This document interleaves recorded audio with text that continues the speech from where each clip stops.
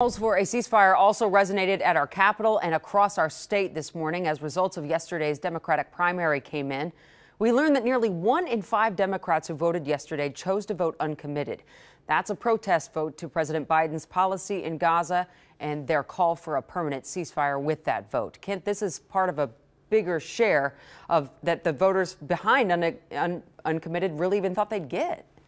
Yeah, it is. In all, more than 45,000 Minnesota Democrats voted uncommitted, far surpassing the 5,000 votes organizers were hoping for with just a few days of organizing.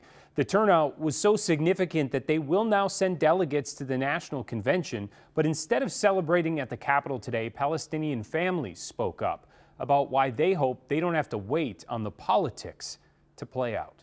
All you can see in Gaza is death and destruction.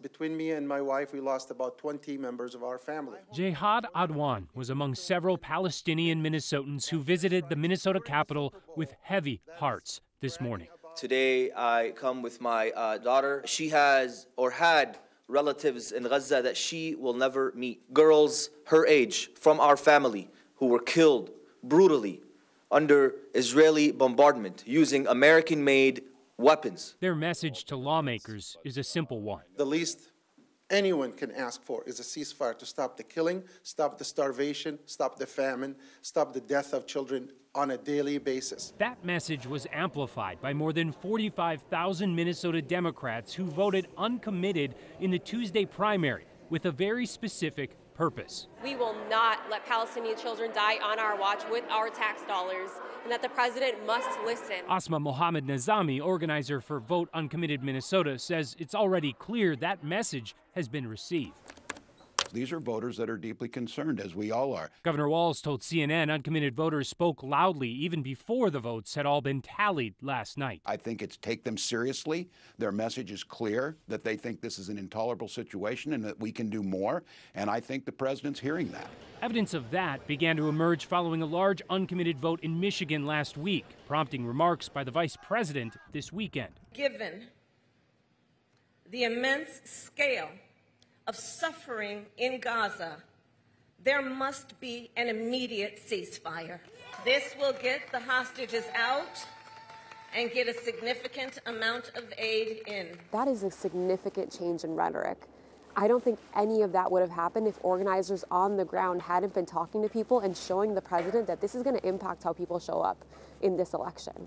So I think there is movement because of the work we're doing. It's in the hands of Hamas right now. On Tuesday, President Biden did say a ceasefire is an urgent priority. There's got to be a ceasefire because Ramadan, if we get into a circumstance where this continues through Ramadan, Israel and Jerusalem again, it could be very, very dangerous. But the deal being discussed would last 6 weeks. 6 weeks isn't enough, and we want a permanent ceasefire, and we want it now. And I think the administration is going to need to respond to all of the other states that are putting in protest votes. Asma says they'll also now have to respond to a slate of Minnesota delegates. What we want is delegates who are ready to talk about what's happening in Palestine, and what we want more clearly is a better nominee. And I think if Biden wants to be that better nominee, he's going to have to listen to our uncommitted delegates. Now, according to the Minnesota DFL, of the 75 delegates our state will send to the National Convention, 11 will be pledged to uncommitted.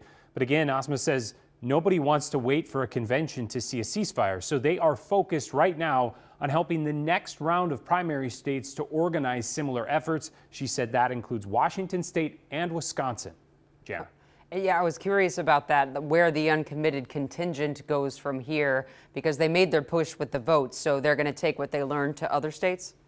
Yeah, she said absolutely. They've been working with Michigan since they saw that flood of votes, but something clicked here. So she said that she was on the phone this morning with Washington and might be going to Wisconsin as well. Okay, thanks so much, Kent. We appreciate it.